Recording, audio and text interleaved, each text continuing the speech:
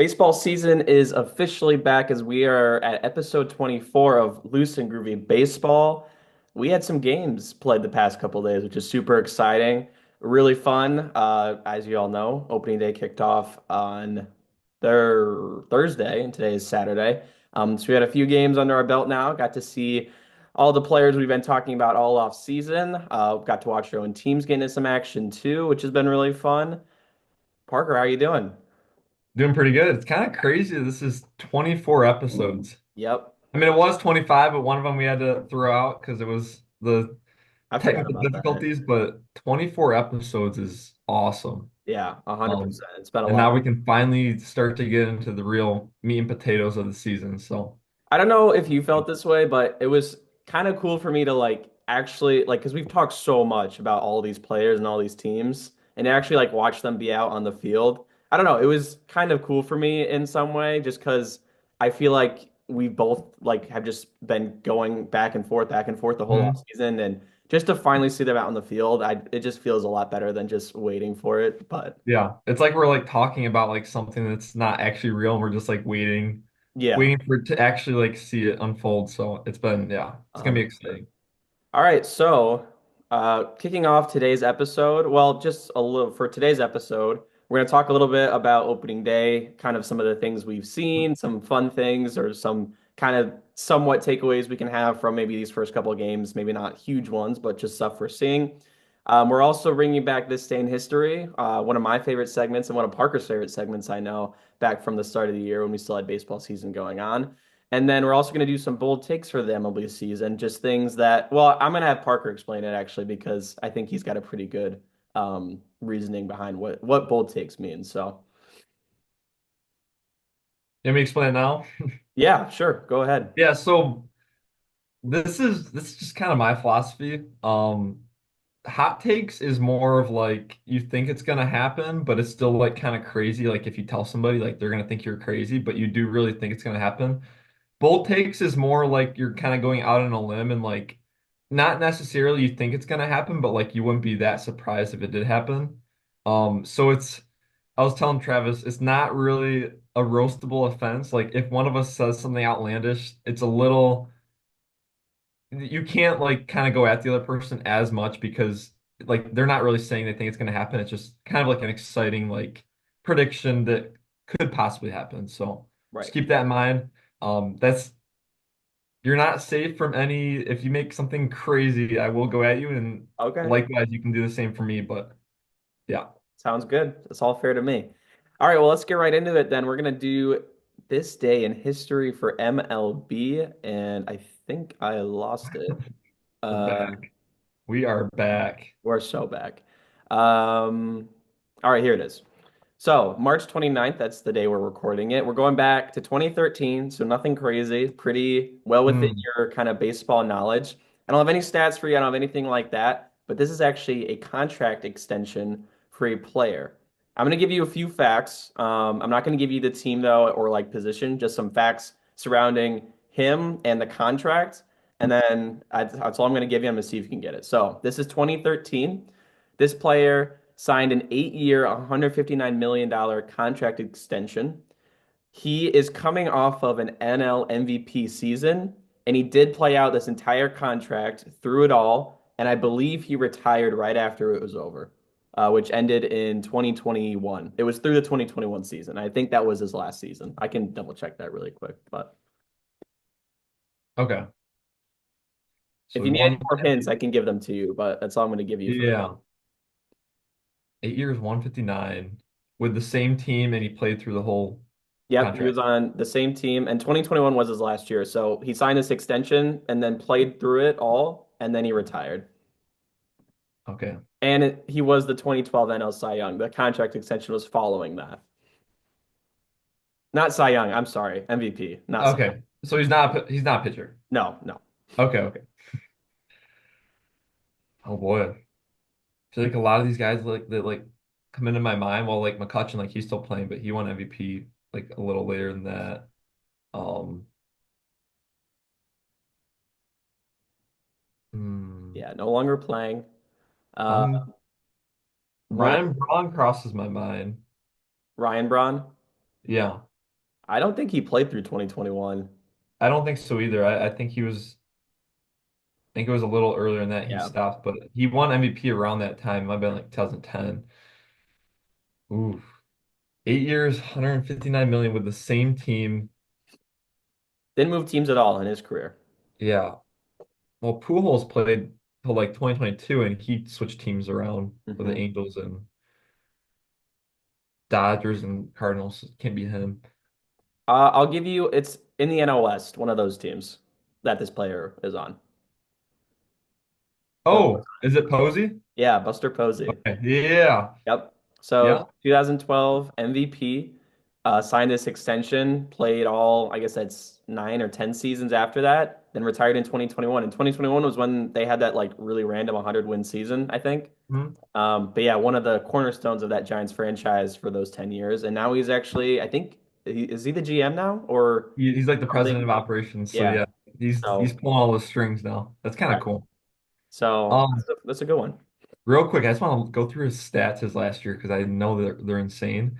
And yeah, like you said, that year they won, I think it was like 107 games. It was insane, and their team was not that good. I like everything just kind of fell into place with like their bullpen and like their platooning was crazy that year. And you have to give some credit to like the manager and just like the staff of like putting that all together. But Yeah. 2021, he was his age 34 season. The year before, he didn't play because of COVID.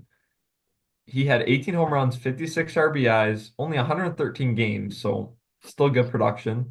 304 batting average with an 890 OPS, and he won All-Star and Silver Slugger in that year, and then he retired.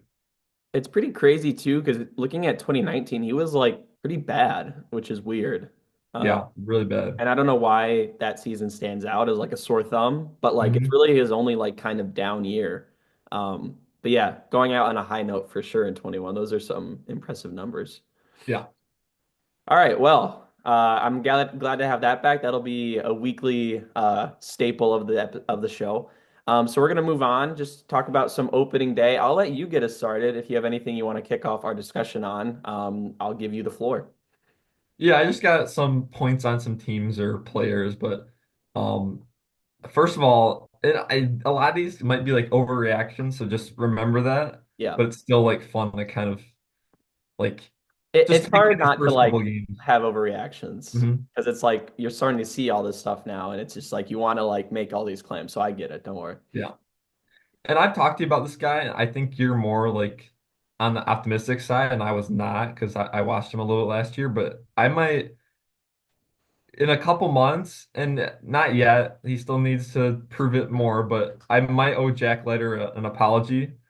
Um, he pitched 5 innings, 5 hits, 1 run, and 4 strikeouts against the Red Sox. Just looked absolutely nasty. Um, I heard he was like pumping like what was it like 101 in spring training, pumping Yeah. 101, and he added like a pitch or two, and his movement is like a lot crazier and stuff. So I he could easily just prove me wrong this year. So I'm excited to see what else he's got in the tank. And also from that series, I know you were kind of pretty excited about Willie Abreu's 2 home run game in game Mhm. one, 4 RBIs, pretty much brought the Red Sox that win. That would be huge for them. And he had a good year last year, but improving on that and being another offensive piece that they can rely on top of what they already have. If he takes another step forward, that could be a really good for Boston. And that he had a good game yesterday too, I think. I think he had a couple more hits, so I think it he was looks two like for four. yeah. So he's getting off to just a really good start to the season for Yeah. We can just pinball if you want to just throw something out there and then Okay. I will say I'm actually going to get the conversation started on your Tigers. So I didn't watch the game last night, but I did watch most of it, the game one, and they look pretty good, man. I was kind of like watching them. I was kind of regretting what I had said in our prediction show of like them finishing fourth and like the concerns. I didn't see anything that really concerned me in those first 2 games, especially okay. going up against one of the better teams in the Dodgers. And I know you got a big smile on your face right Here, now. say it again. I'll record it. Say You it want to get this on video? Hey, it's only again. 2 games. It is on video actually. I don't know why I would record it. It's literally But either way, they look good. Every Scooble, I know he led up the home run to Teoscar. That was kind of the big one, but he looked like Scooble. The offense, and we saw it last night too. They had like 10 hits or something against that Yeah. team, and I mean they were about to win that game Yeah. until I did it go to extras? I don't even know. So, dude, this is how it went. So it was 2-2. After Flaherty was carving, and then he hit a roadblock in the sixth inning, and he gave up a 2-run home run to Freeman. Um, and then it was 2-2, and then the eighth inning, Mookie Betts hit a go-ahead home run. Okay. And there was just so much chaos, dude. Like our fan reached over and caught it, but it still looked like it might have cleared the fence. And Riley Green was like up there, like Green wasn't gonna catch it, but like I don't know. It was like they had to review it, and it took a while. So like that kind of frustrated me, and then they ended up keeping the home run. So it was 3-2 going in the ninth inning. Torque, who's been playing crazy, he had two more hits yesterday. That's good. Smoked the double. Manny Margot with two outs in the ninth tied it up with a base hit. And then as soon as he hit that base hit, so it's 3-3, Riley Green smoked a triple to the right field corner, or I guess a double, but and then we sent Manny Margot and the throw beat him by like a mile. But then Manny like kind of moved out of the way and missed the tag. And as he like touched the plate, Austin Barnes touched his foot Mhm. and they called it safe. And usually when you call something on the field, it has to be like clear evidence to Yeah. overturn it, right? And watching all the replays, and I know they have so much more like they might have more angles or just better technology in like the replay booth or the New York where they're like deciding these ultimately. But it did not look clear and convincing at all that he Mm. was out. Like it was kind of just like bang bang. Yeah. As soon as he touched his foot, he was touching the plate. But they got rid of that run. That would have been 4-3 Tigers. And then we shut him down in the ninth, but it was tied, so we had to go in extra innings. Dylan Dingler hit a two-run triple to go up 5-3 in the ninth, and I then did see the that. Dodger just that heart of their lineup the next inning Yeah. just killed us, dude. And it was like 7-8-9. And we knew if one batter got on, like you're gonna have to face Shohei, and then if he gets on, you're gonna have to face Mookie and Freddie. So it was just very tough spot for the bullpen to be in, and just yeah, couldn't close it out. It's kind of funny. I was looking at the box score this morning and I was remembering all the things I'd said about these guys. And I was like, oh, are you expecting production from this guy or from this Mhm. guy? And they're all having like two hit games and Yeah. having fun plays, like just helping out. And I was like, yep, I feel like I'm eating my words right now for sure. I know they Well, lost, we're only two games in, so don't get too hard right? on yourself. But But you can agree with me and say that even though they lost these two games, they look extremely competitive and yeah, like a very well-rounded team. I think you can agree. yes, I'm very happy. It does suck to start 0-2, but yes, Yeah. definitely pretty happy. 100%. I know the Guardians and Royals only played one game. They play again today, but the Guardians did take that game. I didn't look too much into that. I know Bybee got scratched. Yeah. So did Gavin pitch? I think. No, it was Ben Lively. And Lively. Okay. And just kind of the same story, dude. The Guardians bullpen threw 5 innings, one run. Mm, Just it's gonna be the same thing this year. Like if you have a lead and you're on the Guardians, like yeah. you're gonna be in a pretty good spot to close that game out. Absolutely. I actually did, this is kind of a sidetrack. I did mean to tell you this. In our fantasy baseball league, some guy offered me Salvador Perez for Adley Rutschman, just one on one. You have Adley. Yes, I do have Adley. Yeah.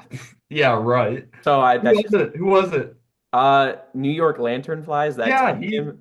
he offered me. I've only got one offer, and it was from him, and it was I think I told you this. It was Jung Ho Lee, who Yep. was injured at the time, and he's been injured a lot, for Kerry Carpenter and Austin Wells.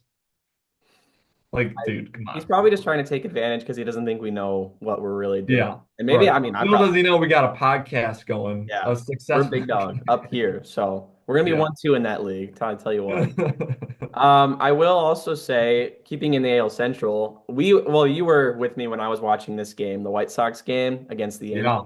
I was gonna bring that up next. Yeah, pretty exciting stuff.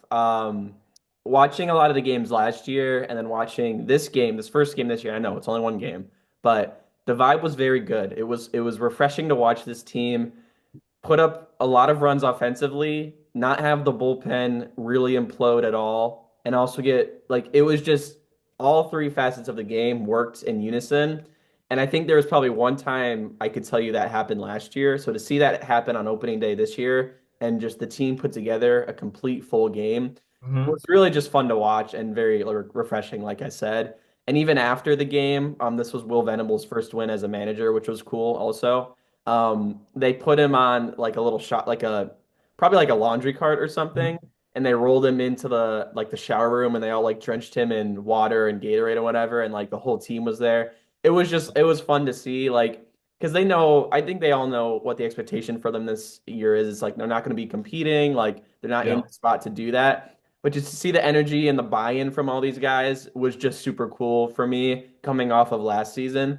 So I'm really that game made me really excited for this whole season and to watch all these guys play and have kind of a relaxed opportunity to like prove themselves, especially a lot of the young guys because this is big steps for them in their career development. And so I just really enjoyed it. Slater got into one. He had a home run. Benintendi had a 3-1 home run. And I think I told you this, but the pitch, so he's a lefty, and then the pitch was on I guess it was away from him, high and away. So Yeah. I I don't don't know know. how you pull that, I don't know but what angle that is, like what you actually say, but it was away from him. He got on it and he pulled it to right, and it was still like cleared the fence by a pretty, like it wasn't a wall scraper, and he knew it off the bat. And so that's gonna lead into like one of my bold takes later. So I don't really want to talk too much more about that, but that was really cool to see. And yeah. then Lenine Sosa also got into one. I mean, he has some like decent. I know like nobody really knows who this guy is, but watching him last year, when he gets into one, he has some decent pop, which is I don't know, kind of nice to see. So yeah, and it was really good. Sean Burke also looked great. 6 innings, no earned runs, Yeah. hits. Yeah, if you want to keep talking about, I was gonna bring him up, dude. He could It was have a good. like a really solid season, like a Yeah. sneaky good season this year. And then even last year, I think you actually were more tuned in on him last season. I think it Mhm. was 24 innings at like a 1.82 ERA, so very small sample size, but he looked good. Yeah. And then we go into this season. They say he's the opening day starter. I think they obviously did that for a reason, and we saw that. 6 innings, strong, quality start, and that's really encouraging. And because I think normally when I think of like top arms in our system and like Mhm. all this, Sean Burke's not normally on the top of that list. You're thinking Noah Yeah. Schultz and Hagen Smith, who will be here in time, but in the current moment, I don't think Sean Burke was on a lot of people's radar. And so to see him do that, that was really cool as well.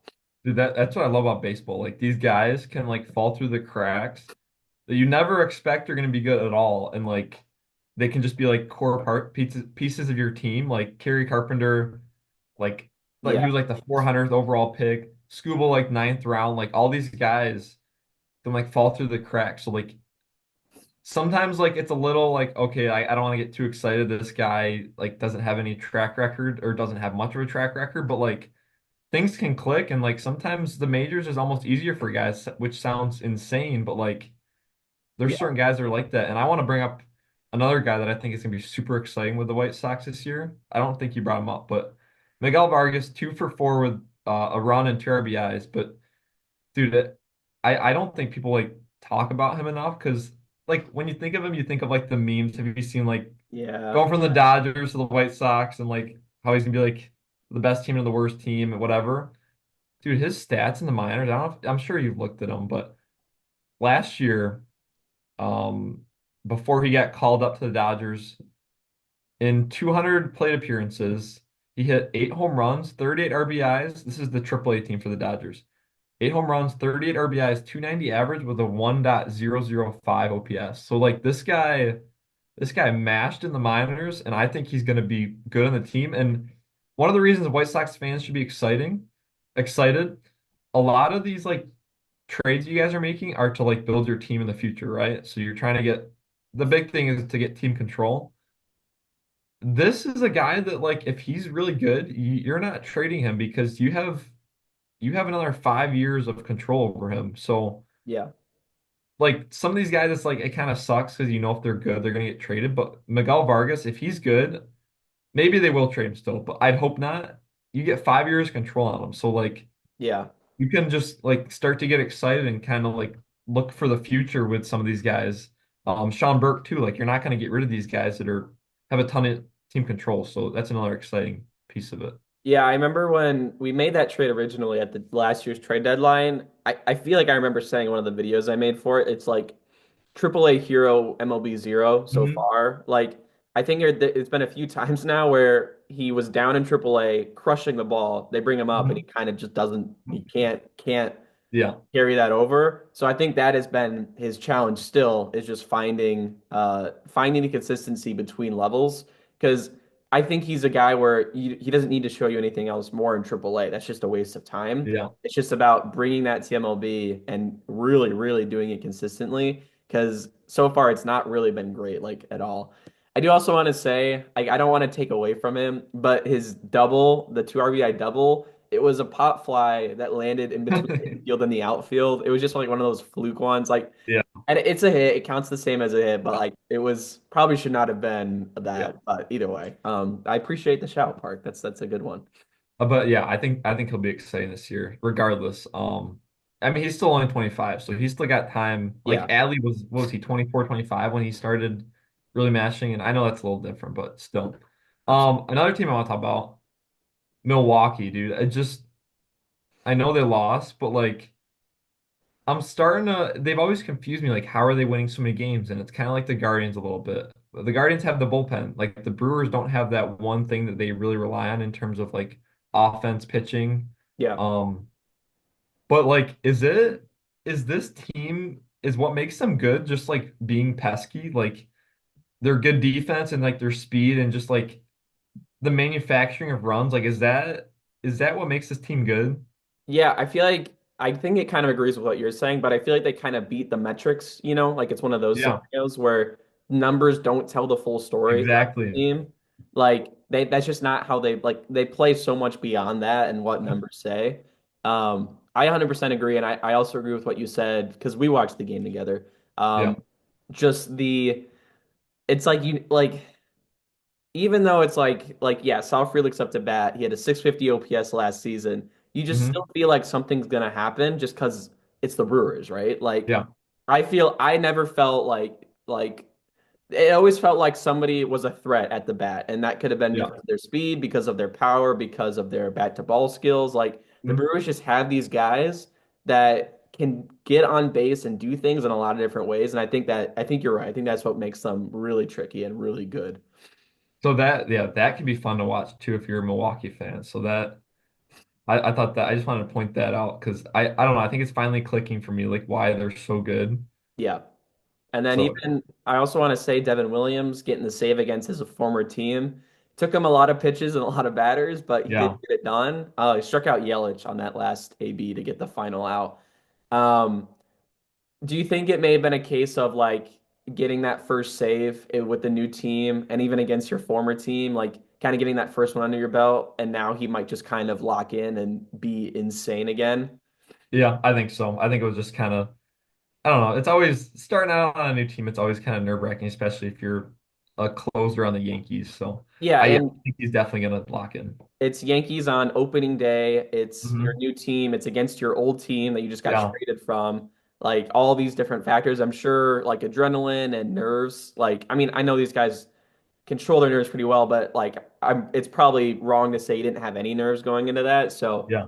I think getting that first one under his belt will be huge for him moving forward. And we could see, I mean, he's had one of the lowest ERAs among relievers over the past 2 seasons, I want to say, I think is the number Mhm. I keep seeing. So there's no reason to believe he won't continue that for this entire season. I want to move to Baltimore. I know they didn't play as well yesterday. Yeah. That game one, I think they had 6 home runs. It was two from Adley, two from Cedric. Uh, the I'm blanking on his name, third baseman. Uh, What? Westberg? Yeah, Westbrook got a home run, and then there was Hmm. one more that I'm for. Oh, Tyler O'Neill. Tyler O'Neill was the other one who Yeah. kept his opening day home run streak alive. Um, That was the first Crazy. time I heard about that. Yeah, that was nuts. So that you were right. It was six straight opening day home run. I don't know, like, is it not a coincidence at this point? Is he just I saw a video, he just said he just gets more amped up on opening day, but I mean, doesn't everybody? Shouldn't everybody be hitting home runs if that's the case? I guess he's able to harness it a little more and That's apply true. that to his power. But the other thing Yeah. I want to say is that was against a lefty, I'm pretty positive. So we know he smashes righties. Yeah. Or no, it was against a righty. We know he smashes Which, lefties. Yeah. right, yes. So pretty encouraging to see him get into one against a righty, because we know the splits can be pretty bad. So I think Yeah. that's a good sign for Baltimore to have that. And if you can have him even be a little above average against righties, that would be really Yeah, encouraging to have, because then it's not like just you don't just work around him when a lefty's on the plate. I mean, exactly.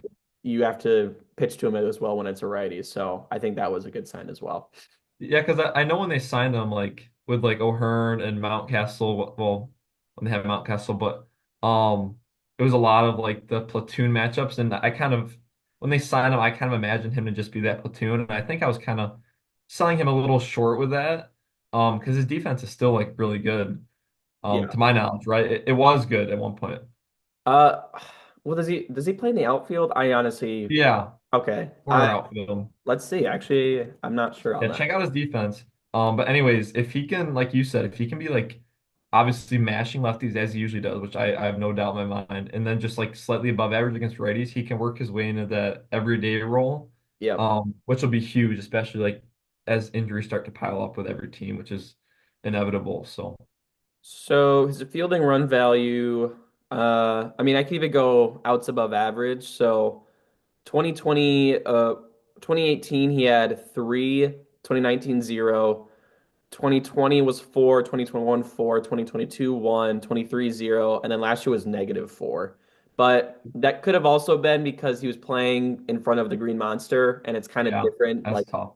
playing in left, it's just kind of Mhm. like weird to navigate that. And that was probably, well, and that was, Yeah. I think, his first season there. So So yeah, overall, he's been a good defender.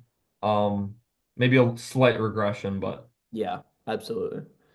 Um, Pirates yeah. Marlins. That do you want to? We can I go. didn't talk about the Pirates Mar. I don't have much about them. Do you have anything exciting? So yeah, I mean it was so Skeens Sandy in the first game. They both looked great, which was it was kind of everything that matchup was hoping to be, which was pretty cool. And then I caught the very last portion of the game, and it was Kyle Stowers on a Yeah, walk-off single to win it for the Marlins. Um, a couple things is O'Neal Cruz does not look good in center field like at all right now, at least from this first game. I didn't see it yet, but there was a play that he just made the wrong throw. He threw it to home, which I think there was a runner on third, and there was no chance he was going to make that throw. And then him throwing to home allowed a runner to advance to third. So that was just a mental error, not knowing where to go with the ball. yeah, And then there was also in the bottom of the, I think it was the bottom of the ninth. Though, yeah, they didn't go to extras. There was the triple to start off the inning, and I'm not sure. It's hard to know because we weren't in O'Neal Cruz's angle. But he was yeah. kind of like casually playing this fly ball to center, and like it looked like he was gonna get it. Like it looks like it was he was tracking it, and then all of a sudden it just soars over his head, and it's off against the wall, and he can't even get it off the wall. Mm, Um, so now you have a guy on third, no out, and I mean they didn't even need to get a single. They just needed to knock one deep enough to get him in. So it was kind of it's tough to see that, and we all know how tall O'Neal Cruz is as well. Like the fact that that got over his head is just yeah, kind of concerning to me. But maybe I'll just get better with time and more reps in center field. But that was just something I thought was a good takeaway. The Pirates did take the game yesterday as well, 4-3. So now they're split heading into. I'm assuming they need to play today, tomorrow. yeah. But that was just all I really had on it. There's not much else to say from that series. I I feel like with the athletic freaks like O'Neal Cruz, I feel like it's just gonna take like some reps out there, and I think he'll pick it up pretty quick. Yeah, Kind of similar like Tatis when he went to the outfield. I remember like the first like week, people were like flaming him. He was making like a couple errors, and like it's like, oh, he looks so lost. He's gonna be terrible. And then he ended up winning platinum glove. So that's fair. I'm not saying O'Neal Cruz is gonna win platinum glove, but like Yeah, I think he'll settle in nicely, being how athletic he is. So absolutely. Did I? um Yeah, you had one. Okay. I had a couple more real quick. Um, we don't need to like dive into it, but the Nationals, if they want to compete for that wild card spot, and I don't think they can compete for the division. I think you agree with that. But if they want to be like more exciting and compete for that spot, they need at least like two high leverage bullpen arms, dude. Like throwing away that Mackenzie Gore 6 inning, one hit, no runs, 13 strikeouts. He struck out 13 of, was it 17 batters? Something like that. Like it was like an Yeah. absurd like ratio of strikeouts. Um, and then their bullpen just like folded and they ended up losing that game in extras, but they need high leverage arms really bad.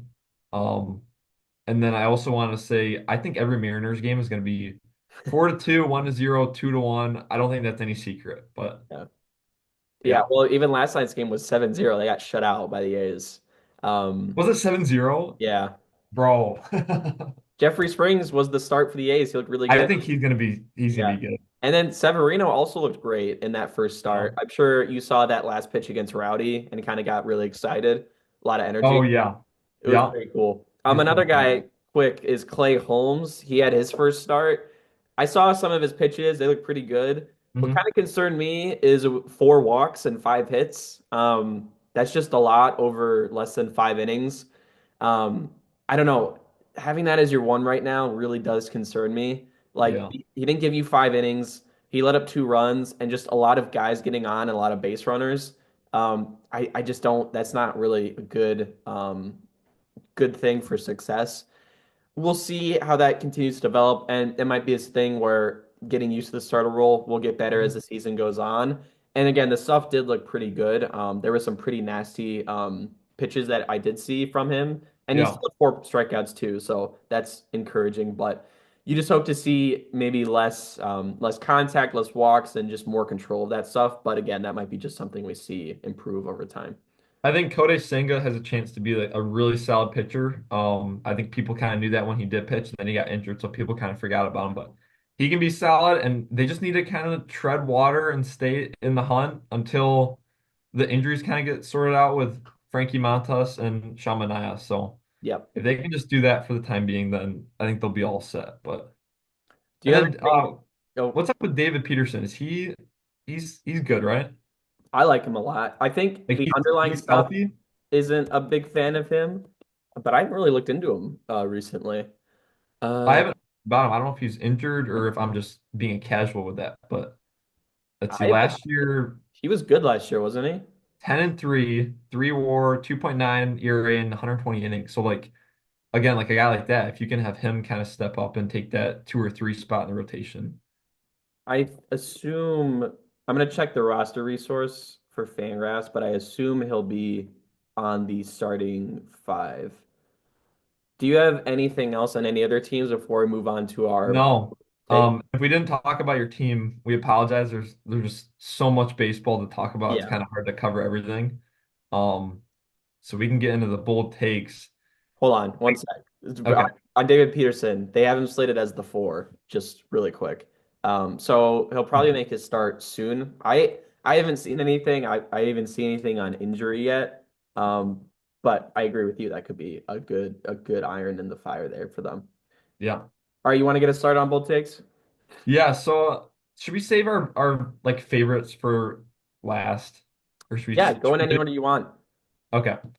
So my first one, and this might be partially like me kind of feeling bad, but my bold take is the Mariners win the American League pennant and their offense finally clicks. We've dogged on their offense so much. And like on paper, it doesn't look that bad. So like part of me like thinks that this offense has some upside. Because like we know what like Julio Rodriguez, like he can be like really good and he just needs to put it together like a full year because usually it's just he put it together in the last half. If he can put it together in the full year, Cal Raleigh, if he can just be what he's been amazing defensively and offensively. If he can just continue that, Victor Robles, if he continues what he had last year, that kind of like spark he had, um, which I don't know how confident I am about that, but if he can just put that together in a full season, that's massive, and that's like a 5 WAR season. Yep. I don't know if that'll happen, but. Randy hit that big home run. I think he can be great. Luke Raley, kind of an underrated bat at times. He's had some good like offensive production in the past. Rowdy Tellez, I don't really have much faith in him, I'm gonna be honest with you. Brian Bliss, JP Crawford. JP Crawford has shown in the past. It's been a little while since he has shown it. But they could always like go out there and get a guy at the trade deadline, Mitch Garver on their bench, um, like rotating with Cal Raleigh, or he could like fill in for DH. We know Mitch Garver's been great in the past. Donovan Solano, contact hitter. So just like, dude, if this offense clicks and if their pitching does what we think it can do, I think this like in the playoffs, imagine facing like a 1, 2, 3 of like Kirby, Castillo, Logan Gilbert, or like you can throw anybody, whoever's like playing at their best, and then everybody else, like having Brian Wu in the bullpen to throw like 2 or 3 innings would be insane. Yeah. Um, so just like, dude, that if this offense clicks and this pitching keeps it up, I think this team can has some pretty high heights. I don't want to say win it all because I don't know that makes it a little less feasible, but yeah, So I'm kind of surprised because I'm not as lofty on the Mariners as you are, but my one of my bold takes was that they win the AL West, actually. I don't really think I see them winning the pennant, to be honest with you. I think that's a bit of a stretch. And yeah, it even feels like a stretch to have them winning the AL West with the Astros and the probably. Rangers sitting there. But still, I think that's good for the exercise. I would agree with everything that you said. I think the rotation is just too good to like ignore. And like you said, they can get contributors from a lot of different places here. One guy you didn't bring up was Jorge Polanco, who's had a pretty good start to the season. Four for Yeah. six. He had the home run in the game one as well. I did see this, like, I don't know if this is true, and I don't know how F4 works, but apparently he's got the same amount of WAR already that he did last season in these first two games, Dude. which I don't know. I don't know how that works and how. Javi has more. Javi's got more. What was he negative? Less than, but Yeah. sorry. So Keep going. I'm sorry. I need to stop. I just I was pretty I didn't add again, that doesn't really matter. It's more like if they can get something out of him, that would Yeah. be really encouraging. And like you said, the rotation is really good. Gilbert made his first start, 8 strikeouts, 7 innings, only one earned run on 2 hits, like just so dominant and so good. I think the earned run was a solo home run from Tyler Soderstrom, so just a random pitch that maybe got away from him, or Soderstrom just took advantage of. So like they've got their ace, they've got the guys behind them. It's just supplementing that. And I guess another concern would be even Castillo yesterday. I think he had 2 earned runs, but then the bullpen let up five. I think that could be another thing that Mhm. is a little concerning here, where, okay, it's not just the offense we're worried about, it's also that bullpen. We'll see how that plays out over the season, but that could be another thing where that could be an area of concern. I know we talk a lot about the offense, like you said, but that could be another area where they look to maybe go get somebody or look to improve it, because that could also be their downfall. But to your point, I definitely see a scenario where this team competes and they can compete pretty strongly, and that Yeah, is very reliant on that rotation. definitely. If you want to get started with the next one. Yeah, so this one I'm not it's kind of I don't even say I want to call it a bold take, because I feel like it could happen pretty easily. Yeah. But so this is Gleyber Torres for AL Silver Slugger, second baseman. Ooh. Okay. Um so Altuve and Marcus Semien have gone back and forth on this the past couple of years. They've kind of flip-flopped who's won it. Now that Altuve is playing left, that kind of takes away that. So Marcus Semien's probably your biggest competition here. I was trying to think of anybody else, but I don't really think so. Giannis, come back. The comeback Yeah. kid. Yeah, with the home run on opening day. He was batting in the 4 spot, by the way. I found That's that out. insane. That tells you that lineup is Yeah, right. So, but yeah, I think we kind of talked about Glaber, and he did hit the home run last night too. I did see that. yeah, He's one of the more, I would say, one of the more better hitters at second base that we have. Um, I think Ketel Marte is obviously kind of like a step above, but I think yeah. Glaber's right up there with some of the best of them. And it's just hard not to look back at some of these previous years and think, maybe he could take a good step here. I think the one thing that would be concerning here is playing in Comerica this year. I think he could have been guilty of some home runs that maybe weren't home runs in Mhm. Yankee Stadium, and I don't know. I don't have like the facts to back that up. Yeah. But this could be a good candidate for that. And looking at last season, 709 OPS with only 15 home runs, Mhm. I think that's kind of concerning. But even going back to 2023, he had 25 home runs and 800 OPS, and 24 in 2022 with a 761. Yeah. So I think it's well within reach, and I think we could see him have a nice little season here and kind of return to what we've seen, what we know we can see from Glaber. And I think he could bring some hardware to Detroit, which would be pretty cool. So yeah, I like it. I like it a lot. Dude, the rest of mine are pretty bold, dude. So I, just I bear maybe with I me. was a little too conservative with mine, but I don't know. Um, I have a couple of record-breaking ones. Okay, My next one, Atlanta Braves break the record for most players with 30 or more home runs with six players. Right now it's wow. five. It's kind of funny because it was them that broke. They were the ones that had the five players. I think it was like 2022 or it might have been 2023. I think it was 23 probably. Yeah. So they made it five, but I think they're gonna do six. Um, the guys that like you can not pencil in, like you can't pencil anybody in for 30 home runs besides like a select few. Yeah, But the guys that you can feel pretty confident if they're healthy that they will have 30 home runs. And if you disagree, you can just let me know. Marcell Ozuna, he's shown it the past 2, 3 years.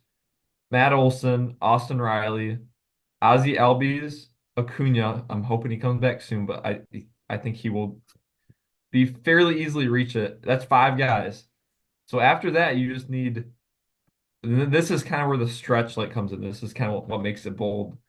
Jerkson Profar, like you said, does he do it or is it the other 10 years of his yeah, career?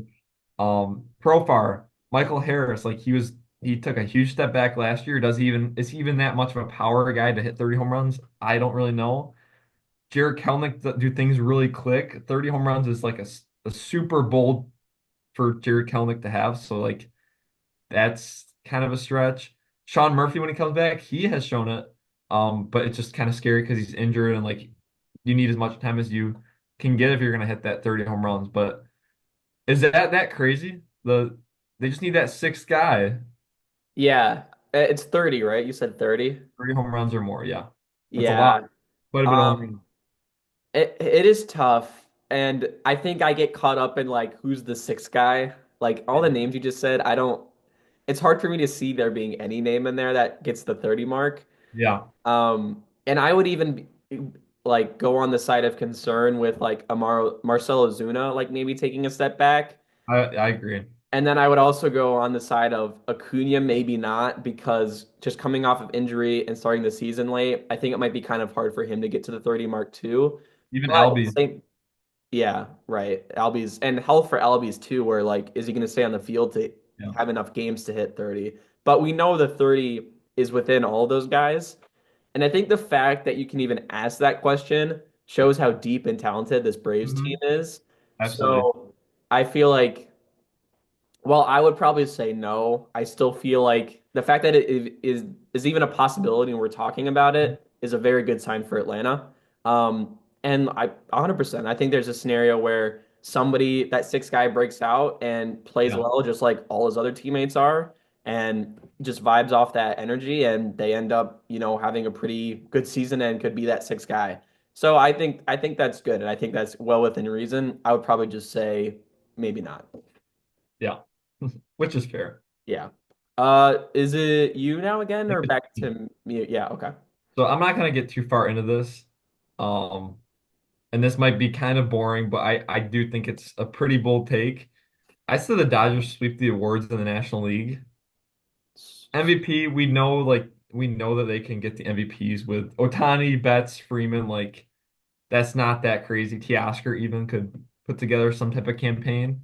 Cy Young, again, like that's not crazy either at all because they're guys like everybody's capable of winning the Cy Young in their rotation, maybe besides Sasaki. But like Blake Snell has won it twice. Yamamoto, like he can be super solid. He showed he was really good last year. Glasnow, if he puts a full season together, even like Dustin May, dude, I think he's like kind of a dark horse. Like he is nasty. He's just been hurt, so he hasn't really been able to prove it. Yep. So that's not crazy. I think the hardest one is the rookie of the year because on the Dodgers, like everybody's like a veteran and like nobody gets really any run. The only guy would be like Roki Sasaki. I think you would agree, but like other than that, there's really not anybody else on their team that's really a rookie that's gonna get much play time. Yeah. That's like kind of the question mark, but I don't think it's ever happened. If you want to do like a quick Google search real quick, if a team swept all three awards, I'll ask um, AI. I'm guessing a team has not done it, but like is it even that bold to say that they would sweep them? It's hard to have all that happen with like you got guys like Juan Soto and Kyle Tucker for the MVP, and then Cy Young, you got guys like Corbin Burns and Logan Webb and all those guys. So I think it's pretty bold, but Hmm. No, it's never happened. It's happened a couple times where teams have won two of the three, and it actually looks like a lot of the time it's the same player that does it. Um, okay. so I'm not gonna try and make you guess because that would just be way too hard. But um, so it's happened four times. There's been teams that have won two of the three. The Mets did it with DeGrom in 2018. He won the Cy Young and the Rookie of the Year. And then in 2001, the Mariners did it, where Ichiro won MVP and Rookie of the Year. That's insane. Tigers in 1984 with Willie Hernandez, MVP and Cy Young. And then the A's did it in 1971 with Vida Blue. He won the MVP and the Cy Young. So it's kind of weird because it's not even, there's no scenario where it's two separate guys take it home for the same team. Mhm. It's the same player just being so good that he takes home two of the Right. awards. That's so. Maybe, yeah, it's rare or it never has happened, but I think it's not far-fetched to say that. And even like I feel like a lot of young guys, yes, they're not going to get a lot of run, but even like if a Will Smith goes down or there's another injury, there's room for Dalton Rushing on this team just Okay. somewhere. Yeah. So even if like an injury happens and you need rushing, I think he's ready. So he could get run, and then if he's really good, then that's another guy that could be a potential. But you even say that, but then we're forgetting Sasaki. I know you said him, but like Sasaki is one of the favorites to win it this year as well. So Yeah. I 100% agree that that is possible. So, and even like, do you think an Otani like Cy Young MVP is possible? I don't think he's gonna pitch enough to win the Cy Young, honestly. I think that's gonna be super tough. I don't know how much they even plan on pitching him. They shouldn't really pitch him more than like 120 innings. Like, would you agree? Like, you don't really need it. It's more Yeah. like the marketability and like you're generating a lot of revenue and it's just like exciting. But I don't think he's gonna pitch enough. Yeah, I don't think they have any problem taking their time with that. So that's probably why I think you're right and leaning more on the cautious side with the innings. And especially, it's a 10-year deal or whatever it is. So no reason Yeah, to 10 rush years. him in his second year of the contract and just get him out as Exactly. soon as you can when you're already getting insane production from him anyways. So I think you're Hmm. right. I like that one a lot. That's a good one. So moving on to my third one, which one do I want to pick? So this one's a little bit more of like a like White Sox kind of thing. Yeah. But I have Andrew Benintendi hits 25 home runs and has an OPS above 800. Um, Mm. I'm not sure if I've shared this with you, but post All-Star break last season, he had 13 home runs and 830 OPS and was slugging above 500. I think it was in September. He had an OPS near 1,000. And pre All-Star break, he only had seven home runs and a 569 OPS. It's kind of funny because he had probably like one of the worst starts of the season you would ever see from a major leaguer. And I think that's why he's like kind of became like a butt of the joke for the White Sox. And you kind of see all the Yeah. memes and everything about him. But what got lost in that was a very, very strong second half from Benintendi. And I think if he could carry that into the season and like he still hit 20 and I could even maybe stretch this out to 30 if I wanted to, but that just seemed like a little too far. I think 25 was good, but I also still think he'll be a very productive hitter with the OPS above 800. So yeah, I just think it might be something kind of flying under the radar where he could be the all-star for the White Sox this year if he has a great start. And if he does become an all-star, that could mean he also gets traded at the deadline, which for some reason kind of sucks to think about. I don't know why. But I think it's well within the possibility that he becomes one of the team's better hitters this year, and that's purely just going off of what we saw post All-Star break last season. And he had a great start to the season on Thursday, so I definitely want to buy into that, and I'm excited to watch him throughout the start. Yeah, and he's like this isn't even a guy that like we're waiting for him to be like good for a full season. Like he's put together like when he was on the Red Sox, like that's what earned him that contract. Yeah, And he's not old, so it's not like I mean there's still gonna be some regression, but like it's not like he's like 35 years old and it's like, oh yeah, he's never gonna return to that. So I think it's definitely possible. I kind of hope along with that offense, if that comes, I hope that that can like bring up the defense in some way. yeah, Um, so like yeah, if he does that, he could post like a 4.5, 5 WAR season, which would be awesome for the White Sox. So 100%. All right, you're fourth. okay, which one do I want?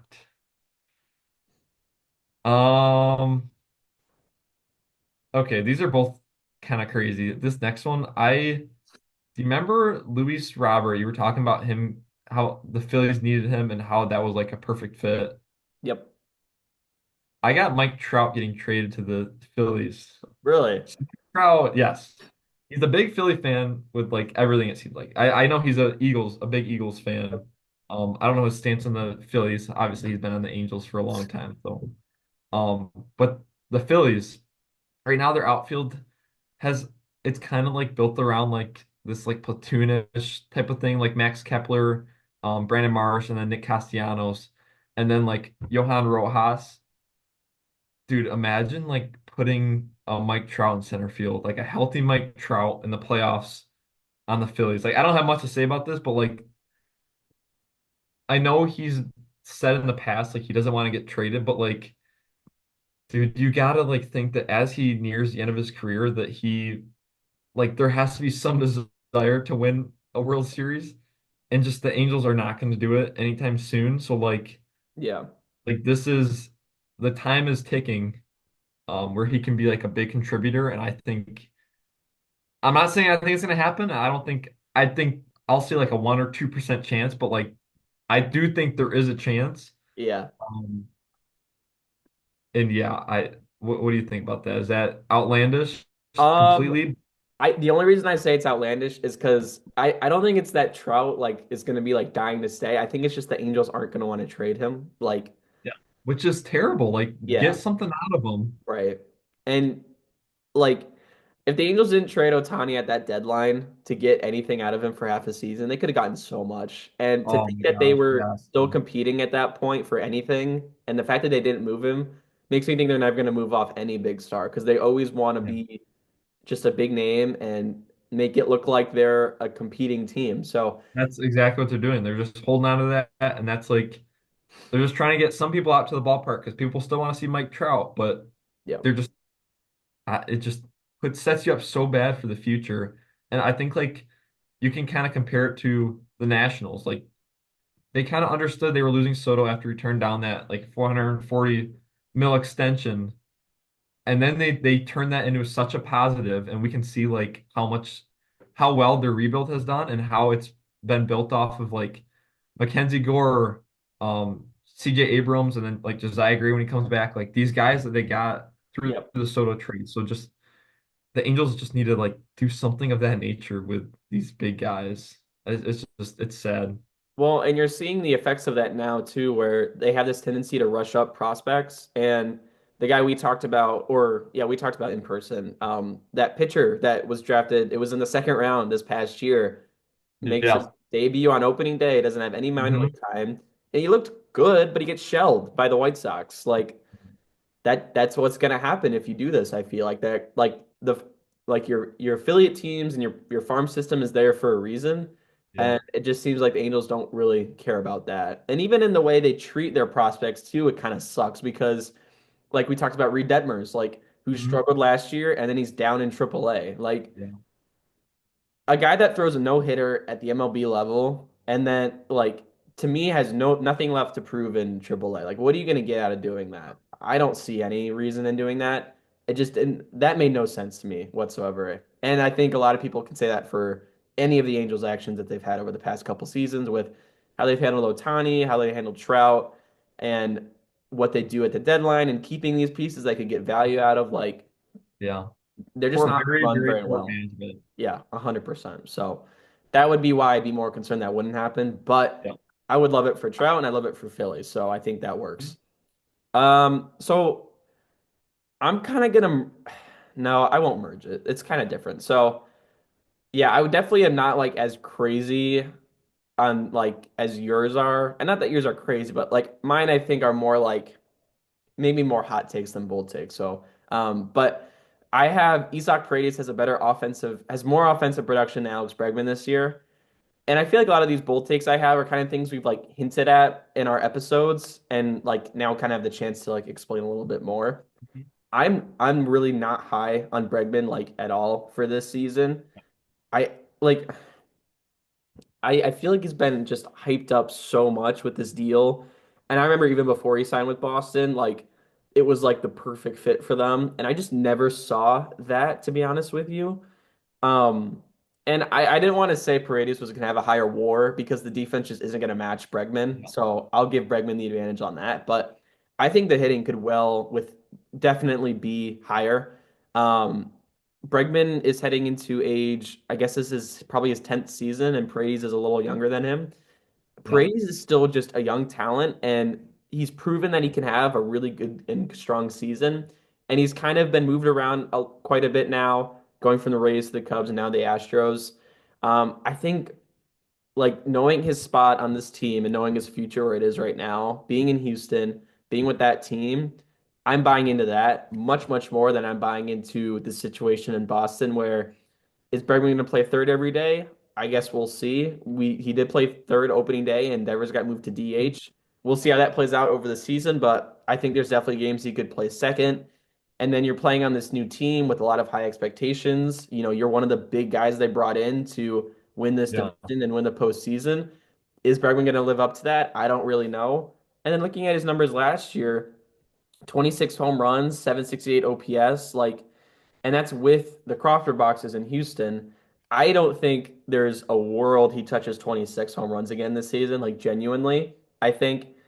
Uh, I think those boxes amped up those home run numbers a lot. I'm not saying his hitting will be near 768. If anything, it'll probably be right around there, but I could see 20, 21 home runs probably from Yeah. Bregman. Like that's kind of what I'm leaning more towards. And Paredes, I think could touch 30 pretty easily, to be honest with you. Um, so I'm just buying way more into Paredes than I am Bregman.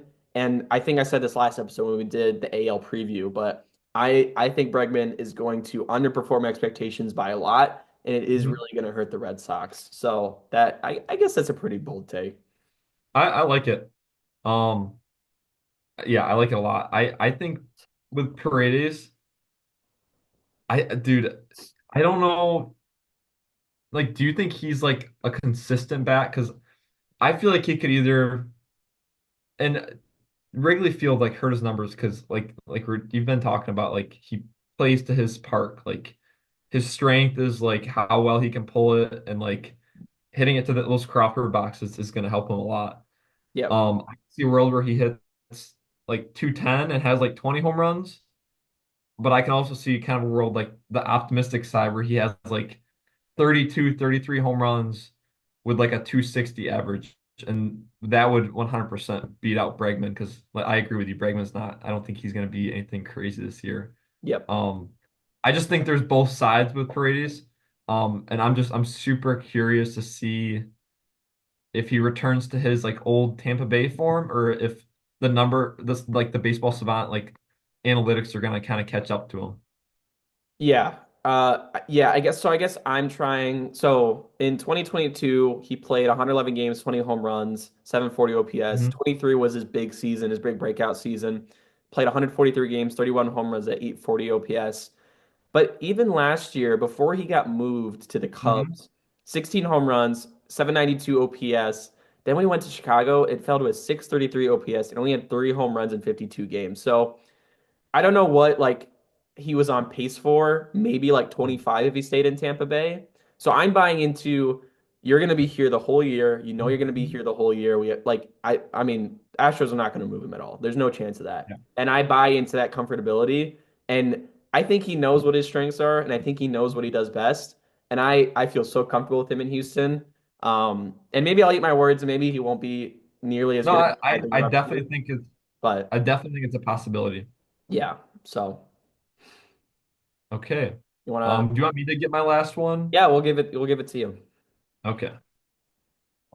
This is like my favorite, and this might be the least crazy, but it's still pretty bold. I think, not I think. I'm just gonna say Tampa Bay Rays have the best rotation in MLB, and they lead MLB rotations in ERA. Dude, I think this I like it. rotation is so good. I love this so much. I've talked about this a lot when we went through the American League East. I've talked about it. But Ryan Pepio, Taj Bradley, Shane McClanahan, his injury is not nearly as bad as it looked.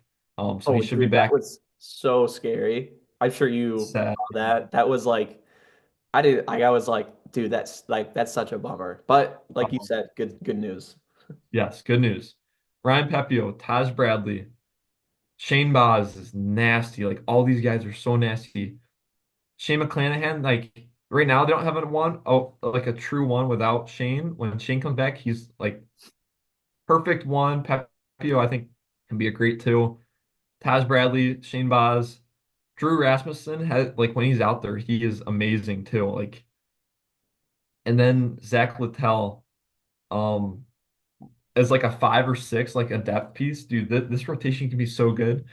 And the one thing that kind of worries me with this, and now that I think of it, I didn't think about this when I made it, but they're playing in a minor league stadium for half their games, which is going to Mhm. hurt the area a lot. Yeah. Um, but like, let's kind of imagine that they were all playing on the same ballpark, or they played at like a neutral ballpark. I like this take a lot. Yeah. Dude, yeah, I think this rotation is gonna be so good this year. Well, and I think when you combine all the names you just said with what the Rays do with pitchers, what we know they do, it Yeah, like is like the perfect unity of like because like you could probably make the case that there's more talented rotations and maybe not, it's close. But then you also factor in what the Rays, what their track record is with pitchers. I 100% agree with what you're saying. I think that's 100% a possibility. Kind of forgetting about the minor league aspect of this and like what that yeah, looks like. that sucks, but Yeah, I think that's a good one, and I think that can definitely happen. And I actually do want to kind of tie that into what my final bold take is, and this also ties into what my other one was. But I have Red Sox finish fourth in the AL East. Um, I would 100% buy into what you said with the Rays and with the young pieces they have, and maybe buying into a couple other guys that improve on some down years last year. In our standings, we had the same top three, and I think we both had Rays fourth, Blue Jays fifth. I think Blue Jays finished fifth no matter what, to be honest. But I think there's a world where and even I wanted to bring up Hauk and Crochet because we've seen them for the first time now. 5 innings from Crochet, 2 earned runs, 4 punches, threw a lot of pitches. And then Hauk went 5 and 2/3 with 4 earned runs. They had up yeah, 2 home runs, 3 walks, 2 strikeouts. So and I know it's so hard to say because it's like these are their first 2 starts, and like yeah, we're just getting a look at them. And the bullpen did look pretty good for Boston as well, I will say. But like it's kind of what we've been talking about, where what happens if Crochet doesn't live up to these Cy Young expectations? And is Tanner Houck gonna deliver as good of a season as he did last year? It can get pretty thin pretty quick when your there, plans don't go right for Boston. And I think it's well within reason that that happens this season, and they do not exceed these expectations that they're having, and they may even well underperform them to the point where Tampa Bay beats them out in this division. yeah. And I would speak to Tampa Bay more so in the rotation and what I already said about them. Do you have any like kind of thoughts on that? I want to second the Tanner Hawk. He scares me a lot. Like he's had some bad seasons, and then last year he put it together. Um, let me look up real quick his baseball I savant. was just going there too. I have kind of a feeling it's not going to look the best even last year with his good year. Let's Oof. see. Do His you have a expected ERA is 4.11. in 2024. That was last year too. So like Yeah. 45th percentile in expected ERA, expected batting average 24th percentile. Like when you're looking at this, if you've been on Baseball Savant, the top four, like the values, the pitching run value, fastball run value, that's based off of what happened.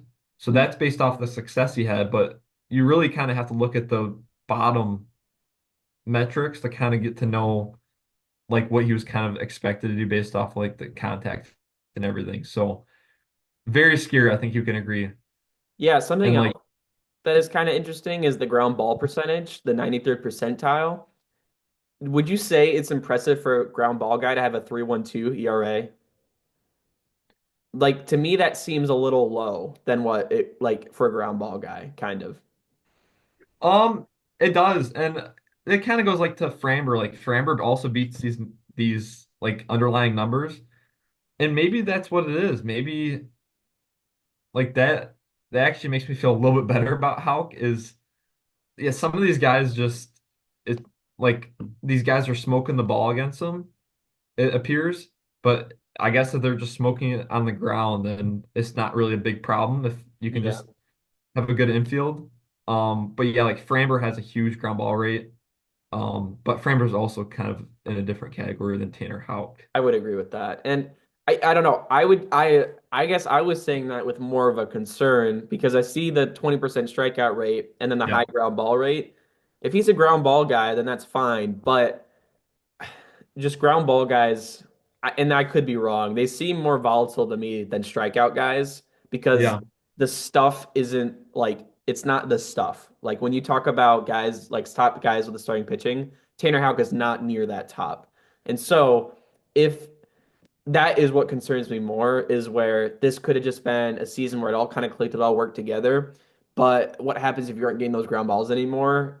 Are you can't really rely on your pitch mix and your stuff because it's not the strongest. So I would lean more concerning, kind of like what you were saying before too.